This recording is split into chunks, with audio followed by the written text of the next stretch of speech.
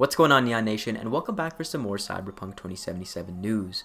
Today we're talking about a variety of things, including a new interview featuring lead quest designer Pawel Sasko, Gamescom details, a game that's been pulled from Steam and its relation to Cyberpunk 2077, and some Facebook questions and answers from subscribers of the channel who have reached out to CD Projekt Red with some interesting details.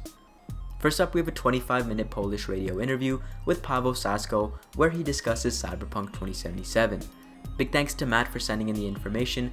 Wow, it's very nice. I actually posted this as a response to a Reddit thread when the interview was actually posted, and it seems like a couple publications actually picked it up, so again thanks to Matt for the info since I didn't translate it. When it comes to the 4 different styles presented in the world, Pawel mentions that these will influence how Night City looks not only in clothing but in the architecture. Entropism, kitsch, neo-militarism, and neo-kitsch are the pillars of the 4 distinct looks in Night City when it comes to those elements. Pawel also mentions that the goal of Cyberpunk 2077 is to tell a movie-like cinematic story for an adult audience that touches on the subjects and issues we face in our modern times. When it comes to constructing the story, they create a very clear central trunk with additional leaves and branches being extra story threads and subsequent characters to support the story.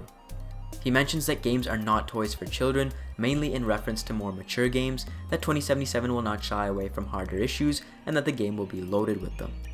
CDPR wants people to think for themselves, and it will be up to our own morality to determine what we do in these situations. He also mentions that the game will allow you to look at these things from different perspectives, and issues will rarely be black and white. The goal of the game is to keep players on the edge of their seats with an engaging story. V's main goal is to break free of Night City's shackles and find him or herself a better life, and accessing the immortality chip is the goal towards that. This also makes Johnny a key relationship, and your relationship with him will shape the ending of the game. When it comes to politics, Cyberpunk will mirror previous titles in that they will show political themes and even racism. The dystopian reality will show this and take into account the reality of the 80s when the source material was developed. Changes over the years are normal, and Pawel references the changes in their scene system from The Witcher to Cyberpunk 2077. They have completely scrapped anything from The Witcher in this sense to create a new system that is more mature and deep. When it comes to expectations, Pawel mentions that regardless of expectations, big or small, they've put everything into this project. When it came to The Witcher 1 or 2, whose expectations were not as high, they put just as much into those titles as they are doing with Cyberpunk. Next up, let's jump into some developer questions and answers from subscribers who reached out to the Cyberpunk 2077 Facebook page. First, we have a subscriber who asked if V can get muscle and if he can change his body through working out and training, leading to a potentially more chiseled or swole character. The Cyberpunk 2077 Facebook page answers just like above, seemingly confirming that yes, we will be able to change our body types, at least once we're actually in the world.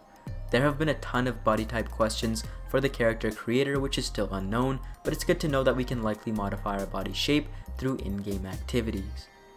Next up, we have a subscriber who asked if cheating on a romanceable partner was possible and if you could have multiple partners in Cyberpunk 2077, to which they replied with, why not? Pretty interesting how in-depth the romance system actually is looking to be in this game, from NPCs that have preferences to gay, lesbian, and bi relationships, to being able to create non-binary characters, to being able to likely cheat on everyone and anyone. I think I'm going to spend a lot of time getting slapped across the face or have drinks thrown at me, but hey, what's new? Next up, let's jump to a game that used the hype surrounding Cyberpunk 2077 in a pretty shady and dodgy way to try to generate some sales on Steam.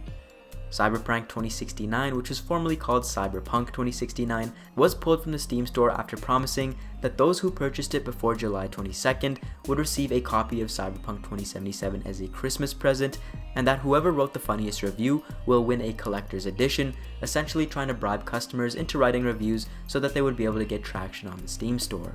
Now at first the title seems pretty benign, but as you get deeper and deeper into what developer Cyberpath wanted to do with it, it's pretty apparent that this is disingenuous, leeching, and to be honest, just downright cringy. The game is reported to have a whopping 30 minutes of actual gameplay, as per reviews, and was reported to still be running when it's closed, so it would eclipse the 2-hour mark on Steam so that you could not refund it. This pretty much epitomizes everything wrong in game development, indie or not.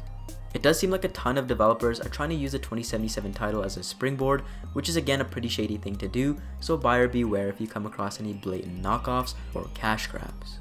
Finally, we have Gamescom in roughly 8 days and PAX West in 18 days, so get ready for some new Cyberpunk 2077 details, articles, and hopefully something more in the form of screenshots and concept art.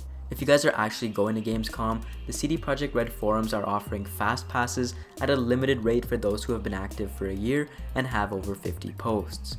This will allow you to skip the queue for the public presentation of Cyberpunk 2077 at Gamescom this year, so something to keep in mind if you're going to Germany to check out the public demo. Sadly, I won't be able to make it to the public or private demos to report on it for you guys, but the demo will be coming out at PAX West shortly after, so keep an eye out for that. Thanks for watching guys, and for more Cyberpunk 2077, join Neon Nation by subscribing to the Neon Arcade.